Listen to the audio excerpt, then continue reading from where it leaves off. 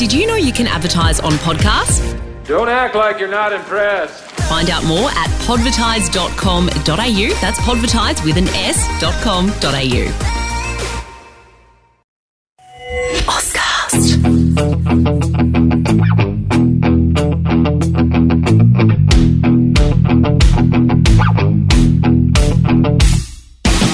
Well, just 24 hours after setting a new world mark for T20 dismissals, overtaking MS Dhoni, if you don't mind, this champion has been good enough to join me on Greats with Garby, the niece of the legendary Ian Healy. She has only enhanced the status of the Healy name as a superstar of women's cricket in Australia and one of the household names of a team adored by so many. She is a 5-time T20 World Cup winner, 2-time Women's T20 Cricketer of the Year, an ardent golf playing partner of her husband Mitchell Starc. She is Alyssa Healy, and she's with me now. Alyssa, hello to you. Hello, thank you for having me. That intro match your expectations? Yeah, always got to get a little bit of golf in there. So I'm happy to talk about golf for an hour and a half if you like. So am I. I'm a golf nut, so keen to get some insight on the battles you have with Mitch, which we've seen a bit of over the journey. So some stories on that will be great later on. But timing is everything in cricket, as we know, and the timing for me in this regard is fantastic because congratulations, you've broken MS Dhoni's record for the most dismissals in T20 cricket just 24 hours ago. An accolade that I don't think you saw coming in the post-match yesterday, but one that's been celebrated as it should. How's it sitting with you now? Yeah, it's a strange one. It's a strange sort of feeling, but obviously a really nice one. It's not something that you ever expect when you walk out there with the gloves to be sort of put your name alongside MS Dhoni, that's for sure. But like I said yesterday, I think it's more of a reflection on our bowling attack and how good it's been for a long period of time that, I get gifted these opportunities and miss some every now and then. But, being given the opportunity to keep to some of the best bowlers in the world. So, it's definitely a nice one to have. Everyone's been rallying around you, as they should. Any special messages of congratulations? Has MS Dhoni got involved himself? I haven't seen anything. I haven't heard from Uncle Ian either. I think he's probably just a bit shirty that it wasn't him. But no, I haven't looked too much into it. Obviously, it's been nice to see the support on social media in particular. Wicketkeepers often go fairly unnoticed unless you do something really poorly or something sensational. So it's nice to see that all the wicketkeepers are getting a little bit of love at the minute. And you won the series convincingly as well, which I know would be the most important thing for you. And it must just be so relieving to get the summer up and going again. Yeah, it's been great to get back out and play some cricket, that's for sure. I know that Cricket Australia and New Zealand Cricket worked incredibly hard to make this series happen. And, I feel like we've put on a half-decent show with 4 games still left to go in this little one-off series. So it's been great to get back out there. Obviously, an incredible effort from our team. I think that's the 10th straight T20 series that we've won since 2017. So it's for a format that's incredibly difficult to be consistent at. We've managed to do that over the last few years, which is super impressive. And it's just a simple fact that we've had a really good core group on the park for a long period of time, and they've done the job pretty well. So you've played 112 T20s, 73 one-dayers, but only 4 test matches. Looking through your statistics, I was really surprised by that. I know that it's played less compared to the other formats, but I was surprised by how few test matches you play compared to the other formats of the game. Why is that, and how big of a frustration is it, if at all? Yeah, it's an interesting one. I remember my first ever day in Australian camp back in 2009. Belinda Clark stood up in front of everyone and said, we won't really be playing Test cricket much anymore, or the only format we're really going to play is T20 cricket. I remember sitting there being the most disappointed person in the world because all I ever wanted to do growing up and all I ever really saw was Test cricket on the TV, and all I wanted to do was get a baggy green and play Test cricket for Australia. So to get that news in your first day at camp was obviously disappointing, but it's just the way that they've marketed the game. Obviously T20 cricket had just come in at that time and they really wanted to push women's cricket forward, and that was naturally the way that they were going to do it. So we always thought that maybe one day it'd come back around in a full circle and we'd get to play Test match cricket again, and unfortunately, it hasn't panned out that way, but at least we get to still play it for the Ashes. It makes it even more special. I know that when you've put the two baggy greens next to one another in the household. Mitch is disgusting and has been worn way too many times and covered in beer, and mine's still in pristine condition. So it does make it extra special for us when we get the opportunity to play. You know, we always have a couple of debutants every test match, so it's always a really exciting fixture. But hopefully one day there's more and more talk of other countries potentially wanting to play that multi-format series and sneak a test match in. I think why not? Obviously it's an investment from all the organisations, but it's the ultimate test of your cricketing ability and skills. So we'd love to play it as much as we can. But at the moment, you know, T20 cricket's a bit of fun and we're enjoying that. Yeah, exactly right. And you're so successful at it, and it shouldn't take anything away from what you've achieved in that format. Do you think it's something, though, that the players might start pushing themselves? The players from a range of nations might come together and say, all right, we want to play more test cricket. Let's get together as a group and actually put some pressure on for this? Yeah, I hope so. I know that there's a few mumblings within the England group that they didn't really want to play the test in the Ashes, which is a little disappointing from my end. But I think it has to start at domestic level first. I know there's some great conversations within the ACA that I'm a part of here that how can we potentially sneak some long-form cricket into our domestic schedule? And even if it's 2-day cricket or 4-day cricket, I think, like I said, it's the ultimate test of your cricketing skill, and it's where you really learn to play the game and learn to develop your skills. So if we can sneak it in somewhere in the domestic level, then obviously there's going to be a bigger push for it at the international level as well. But I'd love to see the Kiwis come and play a test match. I think it'd be a really cool contest. I think it could naturally happen. We could definitely play a multi-format series against them, and I think that'd be super exciting and make it a yearly event. And I mean, the boys have the Boxing Day test. Why can't we have sort of a New Year's test at North Sydney Oval? You know, like we had against the Poms a couple of years ago, where Pez made 200. So it was an amazing spectacle with the pink ball under lights. So, you know, if we could make something like that our own, I think it'd be really special. Yeah, and the interest in women's cricket has just gone to a whole different level over the last 10 years or so, that it feels as if it's crying out for that. And hopefully it happens sooner rather than later. And we'll speak about that development and all the great achievements in a moment. But let's go back to where it all began, to where the cricketing love started for Alyssa Healy. Obviously, there's some obvious tie-ins with your uncle and your father, Greg, who played for Queensland as well. It was part of the squad. But what's your earliest memory of falling in love with the game of cricket, albeit in a family that was so deeply entrenched in it?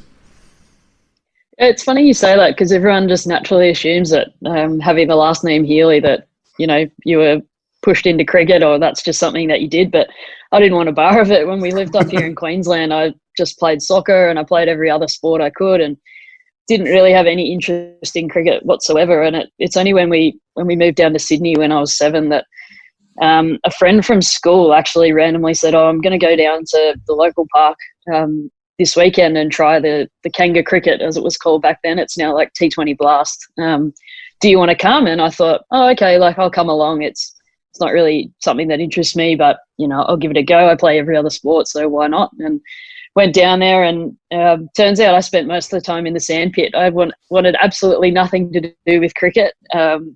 Dad had to keep running down the hill and get me out of the sandpit and put me back onto the cone where I had to hit off with the bat. But yeah, it's just I sort of fell into it from there. It was right from then that they signed me up to the local cricket club at Carlingford Waratahs there in Sydney. And one of the guys that was running the little Kanga cricket program, I think he was the president of that cricket club, and they signed me up from there, and off I went and just started playing cricket. So it was probably a little bit more fate than anything else that put me into the game. But I sort of just fell in love with it, I guess. It wasn't necessarily something that I wanted to do. I never really dreamed of playing for Australia. It was just like a constant in my life. Like I said, I played every sport, but cricket just seemed to be there every summer, and just went and played with the boys and did my thing. And yeah, it's a sort of a strange story, but I guess I'm pretty happy that it panned out the way it did. I mean, it only took me 3 games to become a wicket keeper. I wanted to be a fast bowler, but they threw me the gloves in game 3 and under 10s, and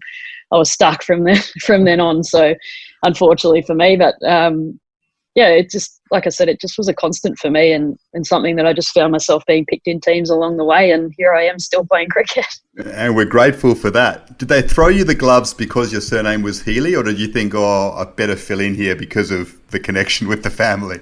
I'm fairly dubious about it because it was like a typical under 10 averages cricket. Everyone had to have a go at wicket-keeping at some point. You had to experience all of it, and all I really wanted to be was a fast bowler, and, you know, I was literally the shortest person in the team and the only girl, so that was never going to happen. But yeah, they oddly threw me the gloves very early in the rotation in like week 3. And I'm pretty sure the next week I was playing up an age group, and because one of the boys was away. So I think the gloves got stuck to me very quickly. But I'm grateful that I became a wicketkeeper because, let's be honest, my bowling's shocking.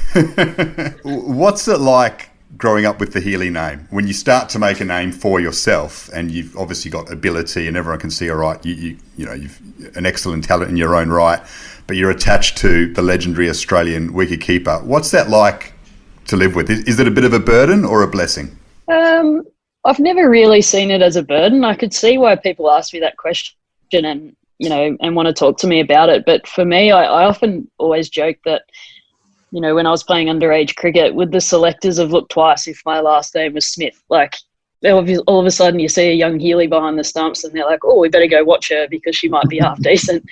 So I always thought that, you know, it was kind of a really cool thing. And most of my early career, I was, you know, being referred to as the niece of Ian Healy, and it's sort of shifted in the last couple of years that, you know, all of a sudden he's my uncle. So that's been kind of cool. But look, you couldn't ask for a better person to learn off, honestly. I think it's opened his eyes a lot, like seeing me playing cricket, and opened his eyes to women's cricket, which is something that he'd never really, you know, come across a lot throughout his career. So he's always been number one fan and on the end of the phone and ringing me if things going, you know, well or poorly, and someone to chat to. So from that point of view, I've been really lucky that I've had a resource like that within my own household that I can contact. Great to hear. And what about playing with the boys? Were there any moments there that were actually disturbing in a sense? Any sort of abuse that you may have copped beyond the banter where you thought that's just, and so many other successful female athletes would have gone through similar things, where it did become a little bit unsavoury? Not one bit, to be completely honest with you. I've been really lucky, and look, I was a massive tomboy growing up and still am to this day at the age of 30, that it did not bother me one bit that I was the only girl there. Elise Perry was in the age group below me in the same club system, so they knew that there were 2 girls running around playing boys cricket there in Sydney, and it didn't bother me at all. I loved it. I thrived on that challenge. In particular, when I started to get a little older, sort of 14, 15, 16, the boys noticeably got a lot bigger, stronger, started to bowl a little faster. And I still remember, I think I was filling in a couple of games for the under-16s where I played rep cricket and my dad was coaching and the wicketkeeper was missing that day. So I came back and played with the boys, and there was a big, quick bowling for Parramatta. And I think I was down to bat at like 7 or 8. Dad's like, don't worry about batting, just come in late in the order and have a slog, but we just need a keeper. And I remember going into bat at 4 that day because none of the boys wanted to go out and face the big quick running in there. So I loved it. I loved the challenge. I think ultimately playing cricket at Barker in that first 11, I often talk about that really changing my cricket for me. I think, you know, I played a lot of 2-day cricket there. The boys bowled outside off stump all day. I had to leave the ball, learn how to cover drive properly, and I learned how to really play the short ball really well because ultimately that's where they wanted to bowl at me. They saw me as a threat and wanted to bump me and wanted to get the girl out. But I really enjoyed that challenge, and I think it really developed my resilience and developed my cricket along the way. Wonderful story. Yeah, in 2006, speaking of playing for Barker, which you mentioned, you were the first girl to do so among the boys in the private schools competition. There was an email that went around from some pinhead saying, save Barker cricket now because there's a girl playing in the first 11. So a bit of negativity. What was that like? Because it did garner a lot of actual media attention outside of just the school, didn't it? Yeah, it did. It was probably the first time that I'd really felt, you know, a sexist thing against me. And that sounds so bizarre because, you know, I was always the only girl playing in all these teams. And I'm sure all the parents had different opinions that my mum and dad had to cope with. But for me, I was just one of the boys, and to the boys, I was one of them as well. So it was sort of the first time that was a really eye-opening experience to me that, people really had issues with that, and people genuinely think differently to what I do. So it was a strange experience. We always found that my mum and dad, traveled a lot for work when we were growing up, and we always found that when my grandma came to look after me, some scandal would happen, and that happened this time. My grandma was looking after me, and get a knock on the door at 6 a.m. and it's Denham Hitchcock throwing a newspaper in my face, asking me if I wanted to comment on it, and I'm standing there in my pajamas, wondering what the hell's going on. And he said, "I'll give you 5 minutes to have a look at this newspaper." And anyway, there I am. There's a big headline of Osama bin Laden, and then next to it is a photo of me in my Barker school kit next to two of my mates with a cricket bat. So it was, it was a bizarre time. But in saying that, the school was amazing. They handled it brilliantly. I said from the start that if I wasn't good enough to make that first 11, that don't pick me. I'll play twos, I'll play threes, wherever you see me. And ultimately got picked in that first 11, and we won the Shield that year. So old mate who sent the email can suck it, I suppose. She can do one. What about Grandma? What did she make of the whole furor? Oh, it was remarkable. I was kind of happy that day because I didn't have to get the train to school. I got dropped there because there was media literally at every entrance to the school, and they didn't want me to get swamped on the way from the train station. So I was the happiest 17-year-old going around that I got a lift to school. And poor Grandma, she had to cope with a bit that week, but handled beautifully as always. Absolutely fantastic. As you did, obviously playing for the school, and then your breakthrough comes. I mean, you're in the New South Wales team not long after, and a couple years after that, you're in the Australian team. The ascension to the top, did it feel dramatic or like a hard slog? Yeah, it's a weird one. It's like I mentioned before, I just sort of found myself in all these teams, and that might sound really silly coming out of someone's mouth, but I just found myself being picked, and I was playing, and the Aussie one was a little bit strange as well, because naturally being a wicketkeeper, you feel like you've got to bide your time and wait for an opportunity. And Leonie Coleman was still there, Jodie Fields was there as captain, wicket-keeping as well, and I thought I was going to have to wait 10 years for an opportunity, but lo and behold, Jodie has a significant injury, and I'm on a plane to a World Cup in the West Indies in 2010, and that's like one of the biggest moments of my career. And at no point did I think I was ready to do that, but here I am playing on the biggest stage. So yeah, it was. I wouldn't say it was a hard slog. I thoroughly enjoyed myself. I won't lie. It's not that I didn't exactly put a lot of thought into my cricket back then. I was just enjoying myself and enjoying, I guess, living off a little bit of talent. But it's definitely shifted a lot for me throughout my career. I've had to work really hard at my game. I've had a few wake-up calls along the way, being left out of sides here and there, but ultimately it's been good fun. But winning that 2010 World Cup as a 20-year-old, 10 years ago, what an experience that must have been for a youngster who's found herself, at the peak of women's cricket in Australia. What are the standout memories from that campaign and that triumph? It was like a Kentucky tour for me. I thought I was absolutely living the dream. Here I am in the West Indies, a place that I would never think to go to on holidays growing up. It was such a late withdrawal from the tournament from Jodie that I was Jodie Fields everywhere I went. So I got my single room for the first 5 minutes before Alex Blackwell came and kicked me out and had to go and room with somebody else. So I was absolutely living the dream. My mum was there. She was back on the rum. She said she hadn't had rum since she was a teenager. So from that point of view, it was a lot of fun. But yeah, what an experience for a 20-year-old to travel to the other side of the world and be put on the biggest stage under the pump so young. And I think, looking back on that, I did learn a lot about myself. I learned a lot about the game of international cricket and, what we could achieve as an Australian side, really young. And I'm forever grateful for that opportunity. I enjoyed myself, played some interesting knocks with the bat. I remember the super over against England in that last round game that ultimately knocked them out and sent us through to the semi-finals. And being a part of that win was something special. But yeah, I think one of my fondest memories was that it was obviously a joint tournament. The boys are playing alongside as well. And we actually played our final after the men's final, which I still think was one of the best decisions that the organisers had made, because the crowd stayed. They were still partying from the men's game. They stayed and watched our final, and the boys sat on the balcony and watched our game as well. And ultimately they didn't win, but we did. And to see how pumped Michael Clark was for us, even though he just lost the final, to see him excited, come into our change rooms after and just talk about cricket with us was such an amazing experience. And whilst I didn't make it out to the nightclub, my mum was waiting for me at the nightclub, and I didn't quite make it because I thoroughly enjoyed myself in the change rooms. It was just an amazing experience for me, and such an eye-opening one about international cricket. Brilliant. Great stories. And you've gone on to win 5 T20 World Cups since. I want to speak about the 2020 version because there are so many stories there. But en route to becoming so dominant, did the Australian team try and assert that dominance on the field? We speak so much about the men's team and the sledging and putting the trouble they got into aside for now, that the Australian team always trying to basically flex their muscles, if you like, and show that we're the best in the world when they were at their peak. Do the women's team do that as well? Because you have every right to, considering the amount of success you've had. Or is it a different culture?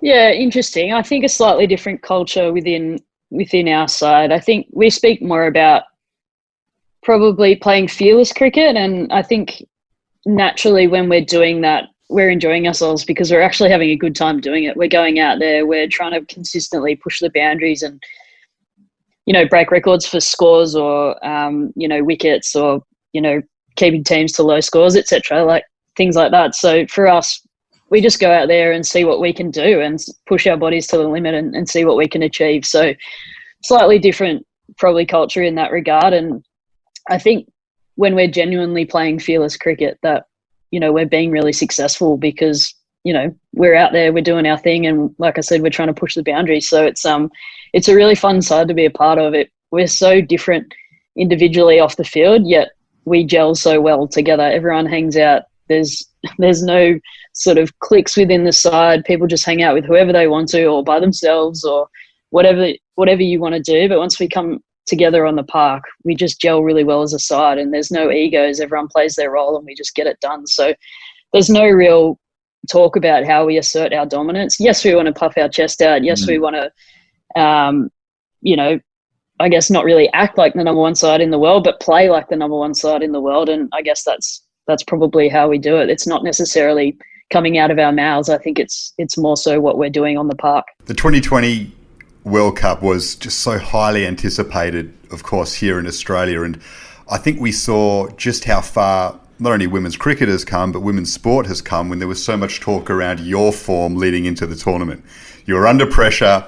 Your form had dipped a bit. This was a home World Cup. Australia had to make the final at least because of all the hype around the crowd that was expected. And I, for one, found it so refreshing that we were analysing your form and debating your form and almost putting pressure on you rather than just talking about the crowds and just talking about how good this might be for women's cricket, actually analysing the individuals forensically. You were the subject of it all, Alyssa, but did you find that refreshing in a way, that how much things had shifted? Yeah, it was a great, obviously I don't like being the centre of it and then analysing my batting and how poorly it was going, but it was fantastic for me to read that people genuinely cared about our side and how we were performing, and they were worried about how we were playing our cricket going into that World Cup, which, fair play to them. I think we were under an immense amount of pressure, an immense amount of scrutiny, and because ultimately we needed to be there on March 8th for them to achieve what they really wanted to achieve, getting that crowd in. So, yeah, look, I found it really cool that people were wanting to scrutinise my form and talk about cricket, not just what's happening off field, and talk about how we were playing. So it was, refreshing, and it was almost like the next step for women's sport in this country that we were highly scrutinised. And like I said, them wanting to talk about the actual game of cricket that we were playing. So it was good fun. It was water off a duck's back for me. I didn't feel under any more pressure. I know personally that I play a fairly high risk game. I try my best to limit the risks that I play, but in saying that, I hit the ball in the air. I'm bound to provide opportunities to the opposition, but ultimately I'm trying to get my team off to the best possible start, and that's me being aggressive. So it doesn't come off all the time, but I knew that in the big situations, if I just trusted my ability, that it would come off and obviously help the team. And you certainly did that. You got through that form speed hump, if you like. I mean, 75 in the final, player of the match. But just leading into that final, how much pressure did the team actually encounter? Did you actually feel like, all right, this is maybe getting to us just a little bit at times during the tournament? Maybe not on an individual level, but as a team, as a collective. You know, it's funny. By the time we actually got to the final, there was no pressure whatsoever. I think getting through all the games previous to that, the pressure was there. And, you know, we felt it. We blatantly lied about it in the media. We blatantly lied about it to ourselves. But we did feel it. We're under a lot of pressure. People expect us to win. People expect us to win well. But World Cups are a whole different beast. Sometimes you've just got to, you know, grit your teeth and just get a win regardless of how it looks. And I think we did that against Sri Lanka. We just held on for that win and sort of showed our class at the end of the day with the bat to get ourselves over the line. But yeah, look, by the time we actually got to the final, it was all pressure off. It seemed like all the pressure was going to end up being on India, that, you know, they had to come up against Australia. We had 86,000 people there. I think 80,000 of them were going for Australia for a change, instead of the 17,000 that we had at Spotless Stadium, that, you know, 15,000 of them were going for India. So all of a sudden, everything sort of fell our way and all pressure was off. We just went out there, had massive smiles on our faces and enjoyed the day, and ultimately played some really good cricket. Yeah, that you most certainly did. And then you had a concert to behold afterwards with Alyssa rocking, of course, the MCG, which was great to see.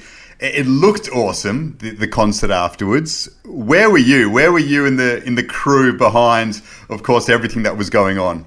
Yeah, the Katy Perry concert was next level. I thought, you know, we thought we were never going to experience anything like that. I think the first question that people asked once we found out we were in the final was, can we dance with Katy Perry afterwards? And everyone was laughing about it and joking about it. Never did we think that it was ever going to happen. But here I am in the mosh pit down the front without any shoes on whatsoever, with a couple of friends that had flown down from Sydney to watch. And it's pitch black. I'm still in my full black playing kit. I don't know how Max from ICC found me, but he said, mate, you better get around backstage. You're going on stage. And I said, no way, no, we're not. And he said, yes, you are. Quick, I'll run you around there. So he grabbed me, ran me around the back, and all of a sudden we're queuing up, waiting to go on stage with Katy Perry. And I was nowhere near the middle, nowhere near the front or center of the stage, because I can't dance. All I did was sort of live out some childhood rock star dreams, and was high-fiving all the kids in the front row and enjoying myself that way. So it was just an unbelievable experience. So gracious of Katy to allow us the stage, or allow Sophie Molyneux in particular the stage. And yeah, just cap off what was an unbelievable day for us. I almost called her Elise Perry because she's on the mind, of course, in the subject. But yes, it is Katy Perry, and it was brilliant. Just wonderful scenes, and you know, what that does for young females coming through, of course, is enormous. How aware are you of that? Because it seems like such a tangible thing, the influence that you have, and it's not just the cricket team, it's the Matildas and the Opals and all the different women's sporting teams, considering the boom in women's sport over the last 10 years. How aware are you of the tangible impact you have on individuals that come and watch you and all of a sudden have a sporting team and a sporting person that they get genuine inspiration from? Yeah, it's taken me a while to sort of come to terms with it. I think I was sort of enjoying being a nobody, just doing my job behind the stumps and walking off quietly. And, you know, Elise Perry and the Meg Lannings of the world were taking all the limelight. That suited me nicely. But yeah, I think you see it now more so, you know, obviously when you play in the WBBL and when you're playing here at home in international cricket, you see the young girls, you see the young boys in particular coming out and watching, and they're not bothered that it's women's cricket. They just want to come and watch cricket, and they know exactly who you are and what you're doing, and they want to be like you. And that's such a bizarre thing for me to ever experience. So it's good fun. I think for me, what I sort of try and do the most is be myself and show them that you can be yourself. You can be an international cricketer and still be a normal human and go out there and, you know, live a normal life, but ultimately be living out your childhood dream as well. So yeah, it is fun. I love seeing the smiles on their faces when, you know, you get the opportunity to meet them. My social media gets hounded with requests. I see them all, and in the direct messages that, you know, people want videos for their friends' birthdays, or they want help with their schoolwork and things like that. So it's kind of cool, and it just enables me to, I guess, help put smiles on other people's faces as well, which is something that I really enjoy doing. Fantastic to hear. And through this boom, we've seen certain individuals go to a whole new level. I mean, Alyssa Healy, obviously, yourself in the cricket team. There's a number of others. The Matildas have so many big stars, but obviously Sam Kerr's on a level of her own. Is there ever any issues in regards to that? Any jealousy, perhaps, or dramas within the team when some players are being demanded so much more than the others as a result of this boom that's going on? Is that an issue that perhaps you have to work through as well?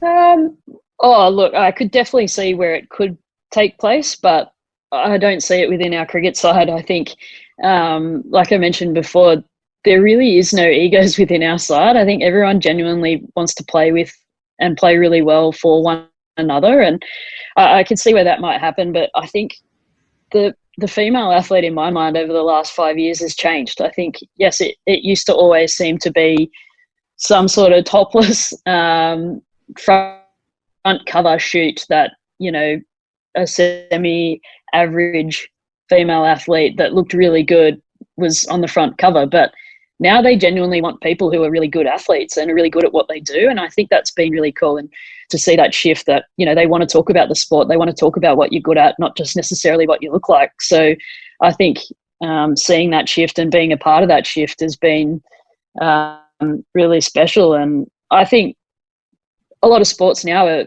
sort of really pushing the women's side of their games. And, you know, women make up 50% of the population. So why naturally wouldn't we want to market the women's game in whatever sport it might be? You know, I love watching the NRLW on the TV, the AFLW, all these sports that are now giving young girls the opportunity to see people playing and see a future for themselves. And I think that's unbelievably exciting. Yeah, is there a bond there between the national teams? So many of the players, of course, have played for, look at Alyssa Healy, for the Matildas and the cricket team, and we see in the WBBL and AFLW and with the W League, there's so much crossover. But do you feel a real bond between the other national teams as well, almost as if you're on this mission together? It is really cool to with sporting teams. I know that there's a little bit of crossover. When we were training at the SCG, there's a lot of crossover with the Sevens girls in particular, and they love their cricket, and, you know, we love watching the Sevens. So, you know, naturally we used to cross paths all the time and get coffees, or sometimes I'm running laps around while they're training in the middle, and I remember catching someone's long bombs that they were trying to find touch with, so I was catching them as I was running. So, you know, incidental little bump-ins like that, I think it's amazing. I think what women's sport has done in this country, and I guess all the athletes that are a part of it bonding, I think has really created a real strength and helping one another out. I think I'm a part of I'm a Minerva network that, you know, links young female athletes with, you know, ladies who have been in the corporate world, and it tries to help the young athletes, I guess, with their life outside of their sport. But I think one of the best parts about it is that I've got to bond with some other female athletes that are doing exactly what we're doing, and it's great to share war stories along the way, and I guess laugh about different things that happens while you're on tour. But I guess that's a really special thing for us that we've got, and I feel like we're all trying to help one another, you know, promote each one another's games, and ultimately we want to see all the female sports successful in the country. And what about the relationship with your husband, Mitchell Starc? Is obviously so prominent in Australian cricket as well. You discussed the connection you have with your uncle Ian and talking about the game of cricket. How deeply do you and Mitch get involved in each other's cricketing pathways? I'd probably give him way too much batting advice for our marriage to handle, but honestly, we don't actually talk too much cricket. I think we sort of leave that to the experts that surround us.